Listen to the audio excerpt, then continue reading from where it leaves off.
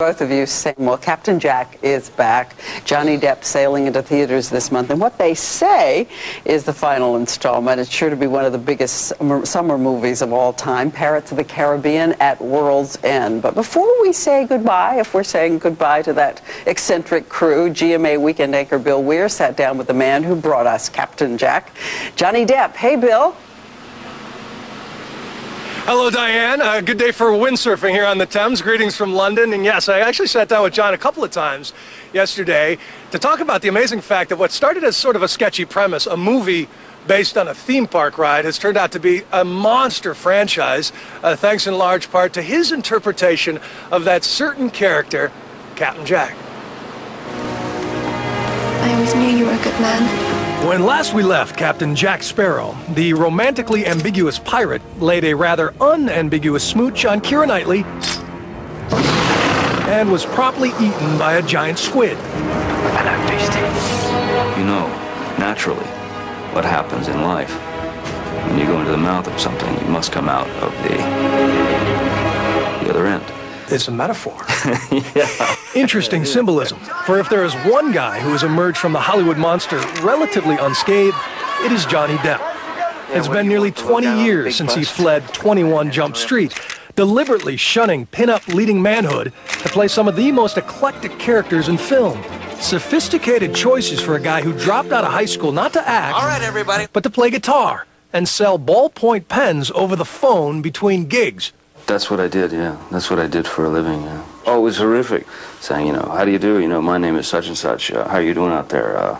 You have just become eligible to receive this trip to Greece, You promise them a trip to Greece and then sell them. Yeah, and then they order like a gross of pens or a couple of gross of pens, with their name on it. Hideous.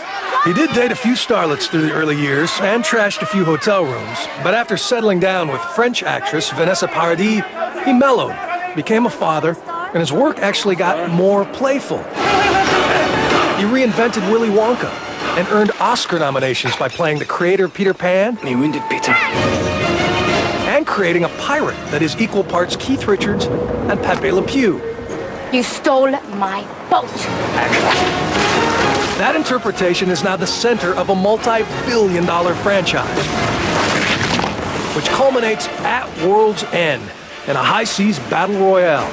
All told, Depp spent 2 years playing out a little boy's fantasy.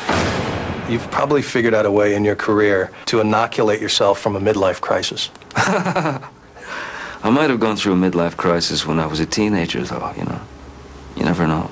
How does comedy satisfy you differently than drama or something tense and psychological? Oh, boy, it's so much nicer. It's so much better than to have to travel into dark places. It's fun to sort of, release the trapdoor and see what everybody's sort of reaction is, For all that pirates are clever cogs, we are an unimaginative lot when it comes to naming things. I once sailed with a geezer, lost both of his arms, part of his eye. What'd you call him? Larry. But he is still drawn to the morbid. Dark. You keep going back to the dark, man. Yeah, I don't know. There's certain things that you just arrive in front of you, like things like The Libertine or Sweeney Todd with Tim Burton, that you just know that there's no way around it. I mean, you must do it. But do you find therapy in your work? You definitely do. But, you find therapy in life, in anything, in family and your kids. And he means that in more ways than one. His 7-year-old daughter recently fought off a near-deadly infection, and he shut down filming of Sweeney Todd to spend a week at her bedside. As any parent would feel, it was extremely frightening, She's doing really well, and she's pulled through beautifully and perfectly, thank God. So, yeah, everything's good. Are they your focus group? Do you line the kids up and say, all right, Daddy's going to do a little pirate for you? The funny thing is, my kids now, they like Captain Jack and they appreciate Captain Jack and they laugh at Captain Jack and stuff, but at this point they started to ask questions, They want to know the motivation. Listen to me. Yes, I lied to you. No, I don't love you. Of course it makes you look fat.